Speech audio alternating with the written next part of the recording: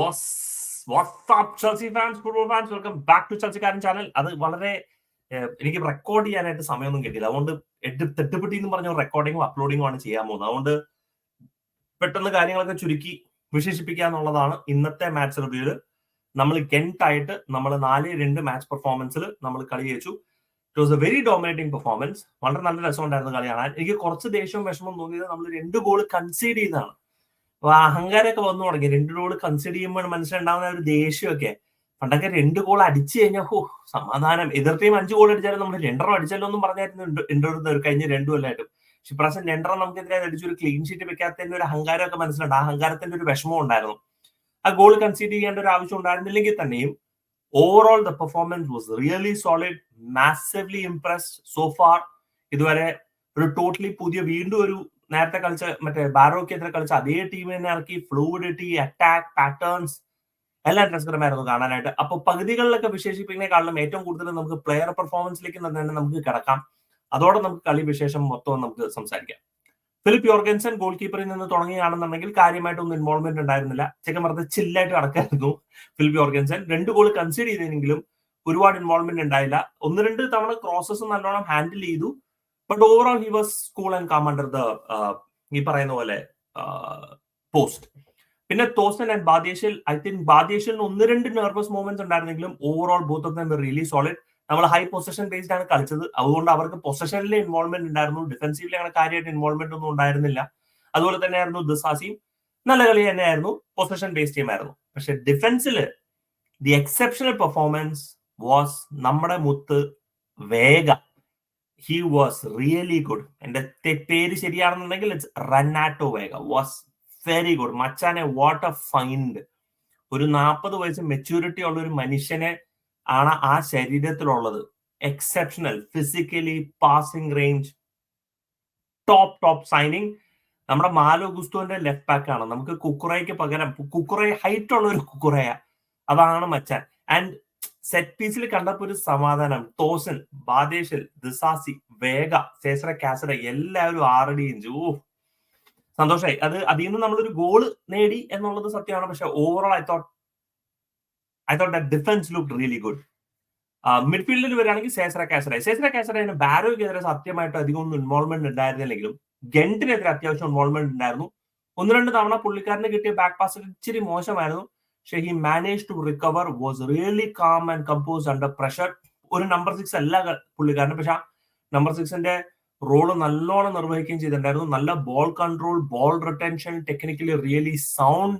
അതായത് ഒരു കോർണർ ഗാലറിനെ പിടിച്ച് നമ്പർ 6 കളിപ്പിച്ച് എങ്ങനെ ഉണ്ടാവും അതുപോലെയാണ് ശരിക്കും പറഞ്ഞാൽ സേസറ കാസറയെ കളിപ്പിച്ചത്. പക്ഷെ ഹി വാസ് റിയലി മെച്ചോർ. അപ്പോ appreciating Cesare Casadei for the performance.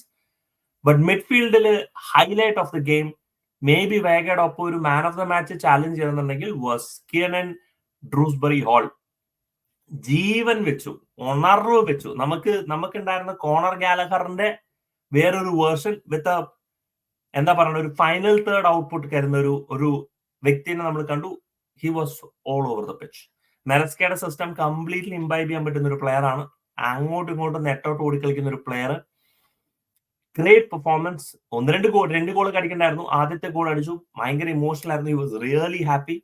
Post match interview കാണണമായിരുന്നു. Was really sweet. And Maresca പറഞ്ഞു, അതായത് ഡ്രൂസ്ബറി ഹാൾ ഒരു ഇമ്പോർട്ടന്റ് പ്ലെയർ ആയിരുന്നു ലെസ്റ്ററിൽ, പക്ഷെ ചെൽസിയിൽ വരുമ്പോൾ അതല്ല. അപ്പൊ അതിൽ നിന്ന് ഉണ്ടാവുന്ന ഒരു മാനസിക സംഘർഷം. And to play like this. And നമ്മുടെ മെറസ്ക എൻകുങ്കു ഗോൾ അടിച്ചപ്പോ, ഡ്രൂസ്ബറി ഗോൾ അടിച്ചപ്പോ അതായിരുന്നു മെറസ്കയുടെ reaction. So that says a lot. How much ഈ പറയുന്ന പോലെ Dewsbury Hall wanted that goal, how much Maresca wanted Dewsbury Hall to perform. And ഇന്നത്തെ കളിയിൽ അത് നല്ലോണം കാണാനാണ്. Was really top performance with Dewsbury Hall. പിന്നെ മിഡ്ഫീൽഡിൽ Joao Felix, decent game. Pedro Neto goal അടിച്ചു, ഗുഡ് ഗെയിം. എൻകുങ്കു കാര്യമായിട്ട് involvement ഇല്ല. കിട്ടിയ അവസരം പോച്ച് ചെയ്ത സമയത്ത് ഒരു ഗോൾ അടിച്ചു. ആ ഗോൾ ശരിക്കും പറഞ്ഞാൽ ഗോൾ കീപ്പർ സേവ് ചെയ്യേണ്ടത്. അതെന്താണെന്ന് വെച്ചാൽ ഷോട്ട് എടുത്തപ്പോൾ ഗോൾ കീപ്പർ ടോപ്പ് ലെഫ്റ്റ് കോർണറിലേക്ക് ആന്റിസിപ്പേറ്റ് ചെയ്ത് ചാടി നേരെ ഷോട്ട് വന്ന ഗോൾ കീപ്പറിന്റെ മുമ്പിലേക്ക്. അവൻ നിന്നിരുന്നെങ്കിൽ ഇങ്ങനെ സ്കൂപ്പ് ചെയ്ത് എടുക്കാമായിരുന്നു. പക്ഷെ അതൊരു ഗോൾ കീപ്പർ എറർ എന്ന് പറയാം. പക്ഷെ എൻകുങ്കു അനദർ ഗോൾ സ്കോർ. പക്ഷെ മച്ച് ഇംപ്രൂവ്ഡ് പെർഫോമൻസ്.